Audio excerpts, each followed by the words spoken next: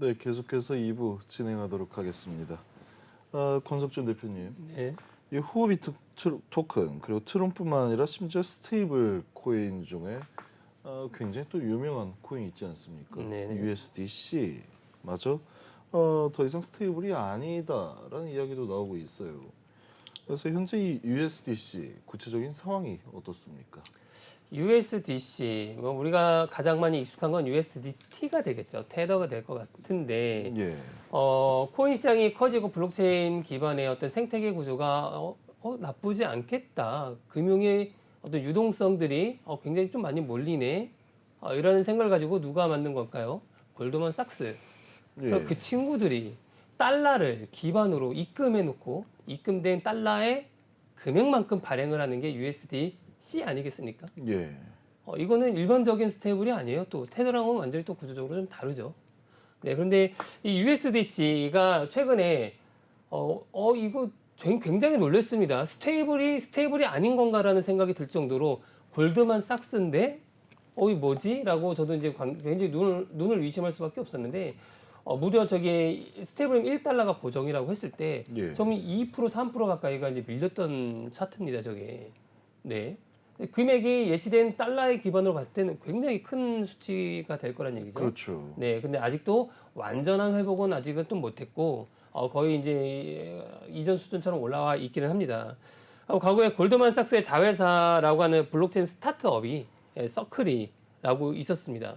그 친구들이 코인베이스라고 하는 거래소를 기반으로 이제 만들었던 코인이 USDC인데 이렇게 자금이 이탈, 우리가 많이 알고 있던 이 실리콘밸리 뱅크라든지 실버게이트라고 하든지 또 앞에 있었던 그 굉장히 유명한 FTX 사건들부터 여러 가지 차례 있지 않습니까? 이건 네. 미국 경제 전반적으로 굉장히 위험한 신호들이 계속적으로 나타나고 있다라고 저는 판단이 되는 거죠. 이 USDC의 일시적인 0.88달러까지의 하락을 보고 제2의 루나 테라 사태가 나온 것이 아니냐라고 좀 굉장히 이 가슴이 섬찟해지는 분들이 맞습니다. 상당히 많았을 것 맞습니다. 같아요. 그 이유는 이게 골드만삭스나 예. 코인베이스 일반적으로 어떠한 벤처라든지 코인 재단들이 아니란 말이죠. 움직이는 예. 주체들이. 그런데 스테이블이 깨졌다는 얘기는 그 뒤에 얼마만큼 또 어떤 사태가 나타날지 반면교사로 봤을 땐 예상이 되지 않습니까? 와, 이것도 안전한 게 아니구나. 라고 생각했을 땐 예. 시장에서 유동치는 그 불안한 심리는 걷잡을 수 없이 커질 거라고 보는 거죠. 예. 이게 사실 특히 좀 굉장히 좀 민감한 부분이 USDT, 그러니까 테더 재단이 사실은 전 세계의 스테이블 코인을 사실 거의 독식하고 있었습니다. 예. 하지만 USDC, 소위 말하는 서클 재단의 뒤는 사실 골드만삭스, 코인베이스, 소위 말하는 정말 정통 미국 자금, 미국 전통 펀드 팀들이 사실 붙어가지고 테더는 오히려 불안정하다. 예. 오히려 진정한 금융 메커니즘을 가지고 있는 우리가 진정한 안정성을 보장하겠다. 라고 사실은 USDT를 공격을 하면서 나왔던 게 USD 코인인데 정작 아이러니스럽게도 USDC가 스테이블 코인이 아닌 현상. 저희가 소위 말해서 이걸 디패깅 현상이라고 하는데 뭐냐면 달러와 연동이 된 걸 패깅 현상이라고 하는데 이제는 달러하고 완전히 다르게 오히려 달러보다 더 무너지면서 완전 이제 추풍 나열처럼 떨어지고 있는 현상이 지금 사실 목격이 되고 있고 중요한 거는 이게 금융 모델이라는 거는 사람들이 뭔가 신뢰가 생기기 시작하면은 그 신뢰를 담보로 계속 사용하게 되는 거기서 나오는 이제 수수료 비즈니스가 사실은 이 USDC의 핵심적인 비즈니스 모델인데 예. 한 번 이 신뢰가 깨지기 시작하면은 그 순간에 인출이 도래하기 때문에 결국은 아무리 큰 기업도 한순간에 유동성 위기로 망하게 되거든요. 예. 그러다 보니 오히려 이런 거품 속에 이루어졌었던 그런 신뢰가 아니었냐 이런 그런 약간 위기 확산이 오히려 USDC가 무너지면서 물론 이 무너졌다라는 게 지금 빠르게 회복은 하고 있지만 여전히 그 평가절하되어 있는 부분이 어떻게 빠르게 회복이 돼서 시장에 뭔가 다시 안심을 줄 것이냐 그게 굉장히 큰 관건이 될 것 같습니다. 예. 다음으로 이 USDC, 후오비 토큰 그리고 트론 모두 메이저를 넘어서 글로벌 탑, 속히 말해서 근본 코인이다라고 이야기를 하지 않습니까? 맞습니다. 근본 중에 근본이죠. 거의. 근본 중에 골드만삭스인데요. 네. 네. 이런 디지털 자산들이 이렇게 또 영향을 받는 걸 보면 단순히 이 디지털 자산 시장만의 일이 아니다라고 평가를 좀 할 수 있을 것 같아요. 네, 맞습니다. 이 스테이블 코인에 대한 이런 변동성도 역시 미국의 전체적인 시장 상황을 또 나타내는 것 같기도 하고요. 네. 또 나아가서는 은행에서 이제 뱅크런에 대한 왜냐면은 연일 지속되는 어떤 파산 사태로 인해 심리적인 불안감이 굉장히 커지고 그로 인해서 디페이킹 사태가 일어난다고 했을 땐 달러와 연동화되었기 때문에 그 달러를 예. 인출하려고 하는 모양이 모습들이 계속 이어진다고 봤을 땐 예. 굉장히 또 심각한 상황이 나타날 수 있는데 지금 빠르게 다시 회복해서 0.99달러까지는 올라와 있는 상태로 지금 확인이 되고 있습니다.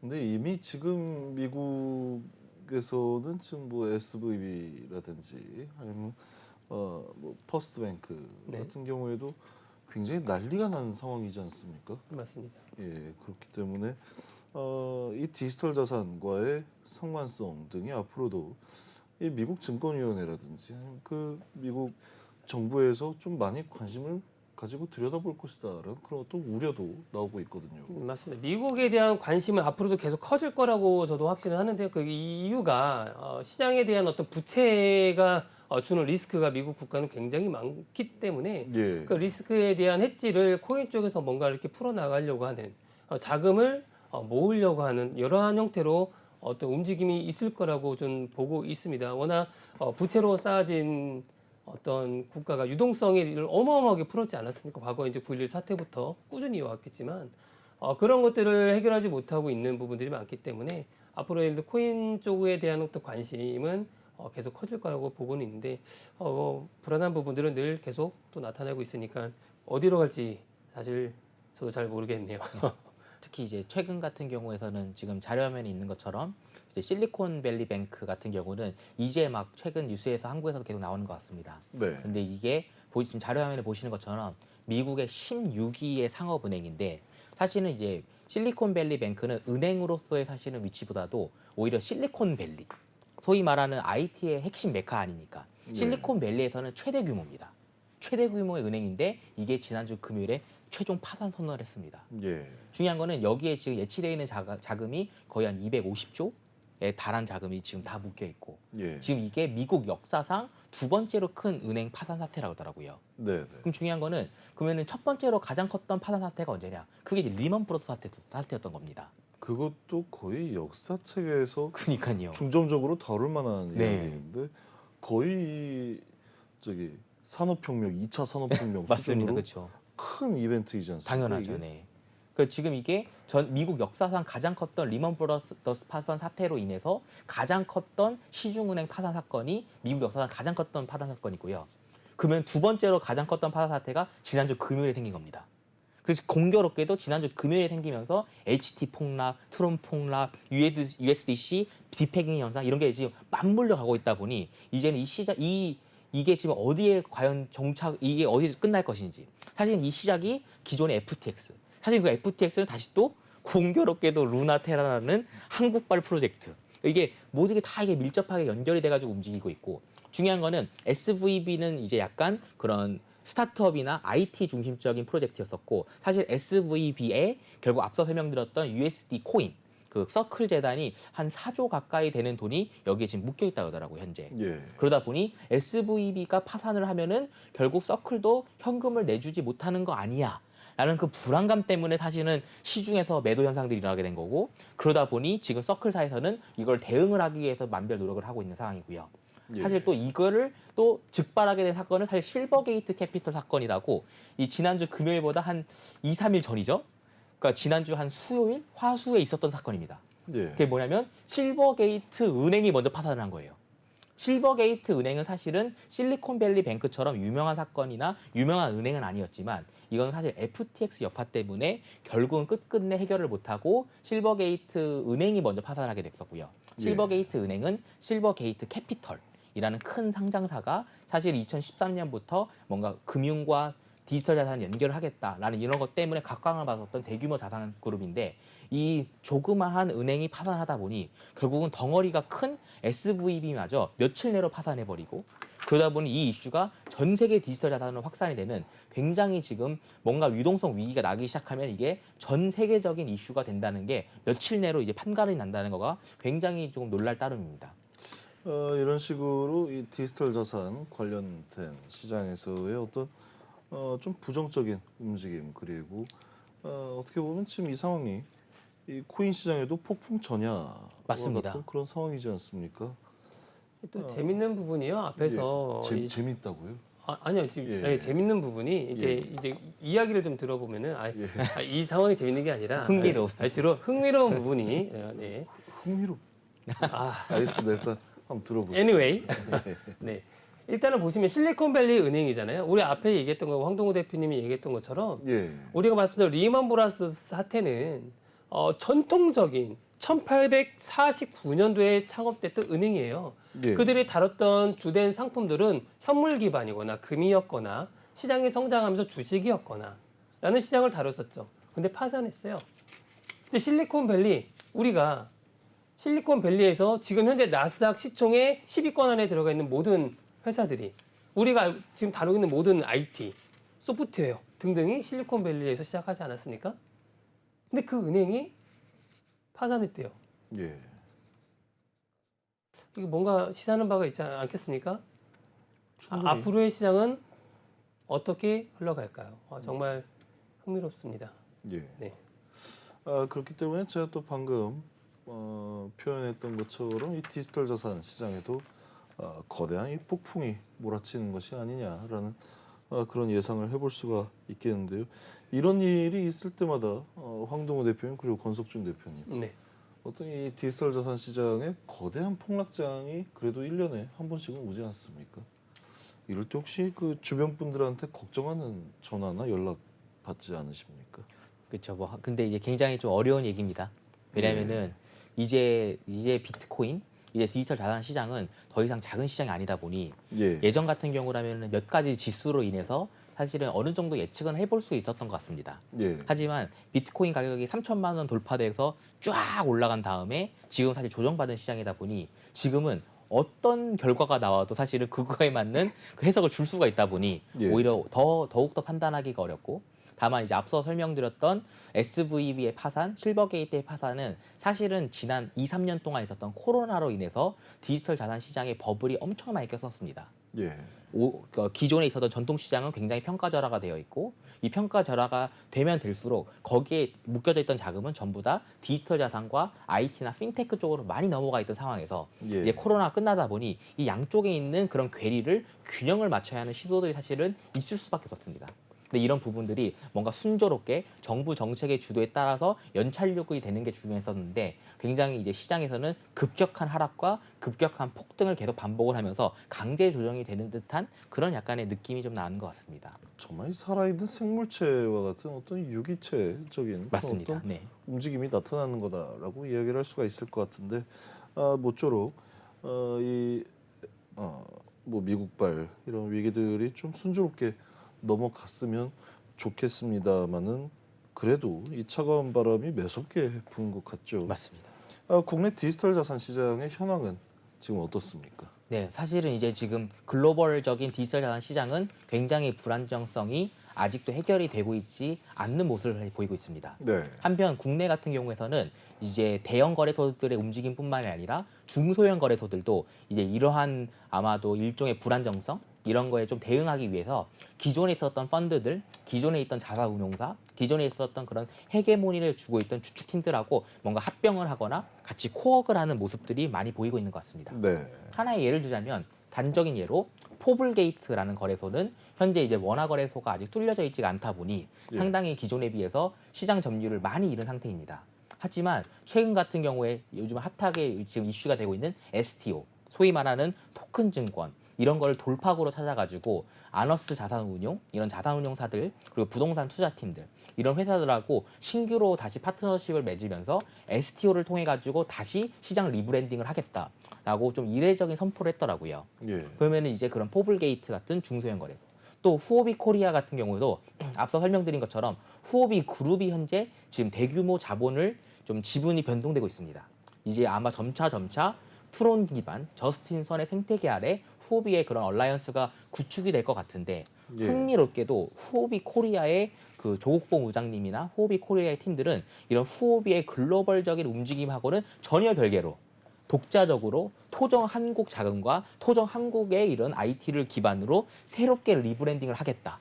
그래가지고 자기들은 독자 노선을 취하도록 하겠다라고 사실은 이제 후오비 그룹하고 선긋기가 이제 들어갔습니다. 예. 그러다 보니 뭔가 이제 한국은 앞서 이제 나왔었던 그런 글로벌적인 움직임, 글로벌은 정말 큰 유동성 위기가 계속 되고 움직이고 있다 보니 이게 도미노적으로 연쇄 부도가 날 수 있는데 이거에 방어하기 위해서 응집을 하고 있는 추세를 보이고 있다면 한국 같은 경우에서는 오히려 해외 쪽 자금들이 아닌 국내에 강한 이제 자산운용사나 국내에 강한 자본가 팀들하고 같이 뭔가 합병을 하면서 이런 토큰 증권과 같은 새로운 비즈니스 모델로 돌파구를 찾고 있는 모습을 현재 보이고 있는 것 같습니다. 예.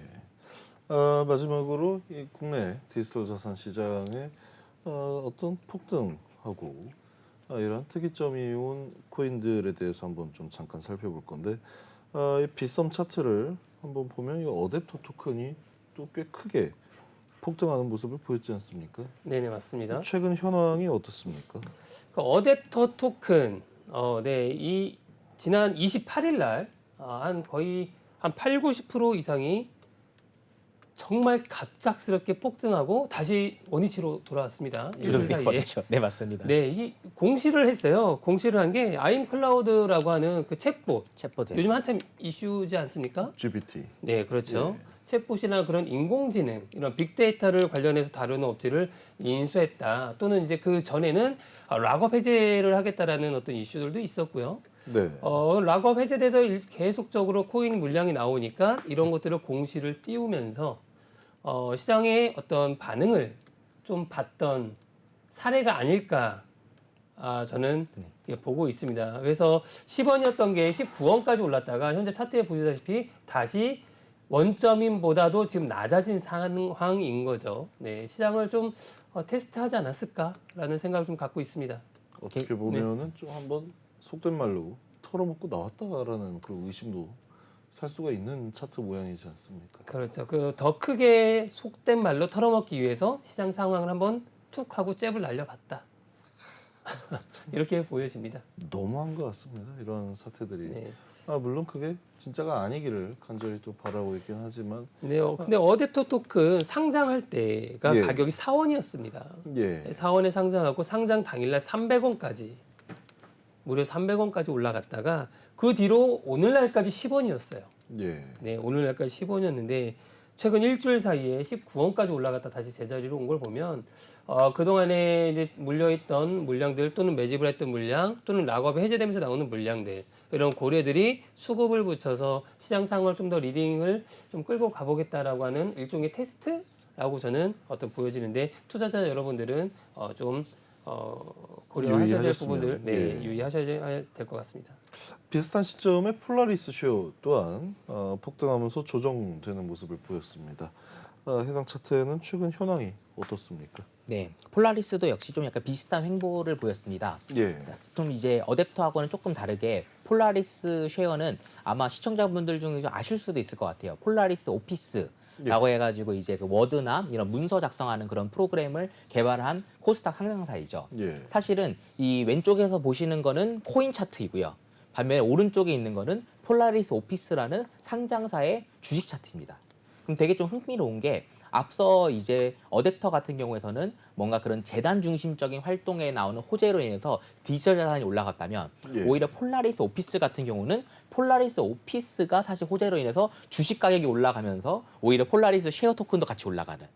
좀 흥미로운 거는 그러면 폴라리스 오피스가 그럼 왜 시세가 올라갔냐? 이것도 역시 사실은 그런 요즘 핫한 챗 GPT. 그래서 이게 문서가 그냥 문서 오피스가 아니라 챗 GPT 기술을 이용을 해서 뭔가 AI로 문서를 작성을 더 대행해 준다. 뭐 AI가 문서 작성을 지원해 준다. 이런 약간 테마주로 사실 묶여가지고 굉장히 주가가 지금 강세를 보이고 있습니다. 그럼 주가가 강세를 보이고 있다 보니 이에 연결되어 있는 재단인 폴라리스 쉐어 토큰도 역시 굉장히 강한 이제 강세를 보였지만 사실은 이제 굉장히 빠르게 조정이 됐고 사실은 앞서 설명드렸던 글로벌적인 불안정성이 사실은 최근에 계속 언론에서 크게 나오고 있다 보니 지금 웬만한 호재로 아니면은 이런 불안정성인 거를 뚫으면서 일반적인 투자자들을 태우기에는 차트의 움직임이 좀 약하지 않았나 생각하고 있습니다. 혹시 저 챗 GPT 써보셨습니까? 전 테스트로는 좀 몇 번 해봤습니다. 챗 GPT를 사용하면 이 문서 작성이라든지 아니면 이 번역 네. 있지 않습니까? 정말 편해요. 그러니까 충분히 가능하겠던데 보니까. 논문까지도 이야기가 좀 나오고 있어서 그거에 네. 대한 어떤 논란이 좀 살짝 있던 것도 같습니다. 예. 예, 굉장히 또 편하더라고요.